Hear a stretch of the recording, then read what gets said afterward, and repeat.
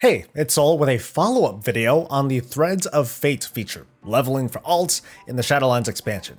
I dove into it last week, but now I'm back to share some initial thoughts and feedback and suggestions, and to answer the question of whether you should bother with this feature or not. But first, a re-review of how this thing works. After you leveled up a character to 60 in Shadowlands for the first time, alts that first visit Shadowlands are presented with a choice. They can level just like your main did, or they can choose the Threads of Fate, where the main story quests from each zone are flagged as completed. You're not gonna do them anymore. You can in fact choose a covenant right away, and there's some more stuff. I'm gonna get to that in just a little bit. Let's talk about my experience in Threads of Fate. I transferred my paladin over from live servers. I didn't use war mode, I didn't run dungeons, I didn't even choose a covenant. So here's what happened, as I traveled from zone to zone, my powers changed, which was, sort of nice. Despite having tested the beta since day one, before this, I haven't really done any of the side quests at all, so don't consider this like a speed run. I was just kind of reading quest text and figuring stuff out as I was going too.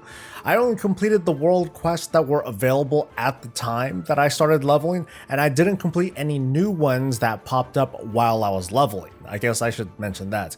And that would have been a drop in the bucket anyway. There are also some pretty significant bugs that I'm going to talk about a little bit later, but here is the general result, right? I averaged between 2 to 3 hours per level. I got just a little bit into level 58, and then I ran out of stuff to do. So I stopped leveling and I made this video, and here we are. So what's good? That's so awful. So what's good and bad about the Threads of Fate? Spoiler alerts, I think it's really good, but obviously unpolished. You can bet your ass that all of my alts are going to level this way, unless I want to play through some of the cutscenes again. But I'll start off with the bad stuff, and I'll go between criticism and feedback as I go. Obviously, there isn't enough experience going around to even get to max level without having to sit down and grind hella mobs and dungeons and such, or just waiting a day or so for new world quest rotations, and even then that wouldn't be enough. I do believe that there is enough stuff to do though. I totally get that leveling shouldn't revolve around doing it in less than a day. However, it is a problem when the static sources of experience, which are like the zone side quests and bonus objectives and the zone-wide completion quests, that they just don't give enough. So surprise, surprise, when you take out the entire story campaign and offer very little experience points to make up for it, this is what you get. So let me describe just what some of these sources of experience are. There are 4 rallying quests, 1 in each zone. So it's basically do everything in the zone and you'll pretty much get all the transmog that you would have earned when doing the regular story quests. What you happen to see in this screenshot here, there are different armor types too, but that's definitely a bug. It's not going to unlock transmog for armor that you do not normally wear. There are world quests that we're all familiar with, some of which give gear that is far more powerful than anything that you can normally get, and I think that's gonna be a bug too. It's likely that it's just gonna scale to your current level. There are regular bonus objectives that you may have seen while leveling your first character, and there are additional objectives where big quest lines normally take place. All the zone side quests are available, or at least they're supposed to be available. Some of the side quests in the beta are flagged for level 60 characters, which obviously you are not, meaning that you can't do them. So in the testing that I was doing, there are at least a dozen or so side quests that I couldn't complete, which probably could have brought me to level 59 or somewhere close to that. I have no doubt that the experience values are going to be bumped up in a future build, but I do have a specific suggestion.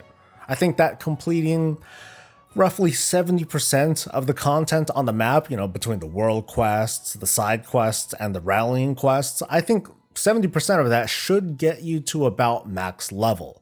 It's not exactly about leveling faster, but it's more to allow for a bit more variety in each of our playthroughs. So maybe we can skip an entire zone that we just don't like being in. Or maybe doing those 4 big rallying quests should give the majority of the experience. I just wouldn't agree if the expected results would be for our alts to grind through like 90% of all the content, the same stuff over and over and over again. And some more feedback, not all of the side quests or bonus objectives show up on the map, and this might just be a bug. But I double checked and I found a handful of bonus objectives and side quests they just appeared, and otherwise you wouldn't see them on the map. We're on alts. We're at a stage where we've done this before, so I think it's okay to pull back the curtain a bit and be able to consistently see everything that we haven't completed yet. For the types of players who are only on for a couple of minutes to use up some rest experience and then log off, this helps to prevent them from feeling lost when they finally pop back on after a few weeks or a month or so. For me, it felt a little bit weird because, like I said, I didn't do any of the side quests before this, but I think this scenario is more edge case than anything. So, what do I like about Threads of Fate? Choice is huge here, and there is a ton of flexibility. You can choose a Covenant right away, and you can have Fan of Shields everywhere you go, or you can treat Covenant abilities like Zone Powers while you're leveling so you can try before you buy your Covenant ability things. Yeah. You can opt into Threads of Fate whenever you feel like while leveling, so you can go through the normal campaign until you feel like stopping. And what'll basically happen is that it'll just complete the main story, and it'll let you travel to other zones that you didn't already have access to. You don't lose anything by doing Threads of Fate. The main story quests, oddly enough, don't give out reputation, and the transmog that you get from those quests is earned from the rallying quests in Threads of Fate, and it's all stuff that you can get from BOE greens anyway, so you're basically okay. With Threads of Fate, you really are progressing a bit towards endgame, but just a bit. Getting rep is getting rep, but here is a screenshot of my reputation bar before I stopped. 5,000 rep per faction seems to be the target mark. Reputations, of course, they start out as neutral as usual, but the Court of Harvesters and Wild Hunt, that represents roughly full completion of everything in the zone in like a day, while the Ascended and the Undying Army represent how many side quests are bugged out.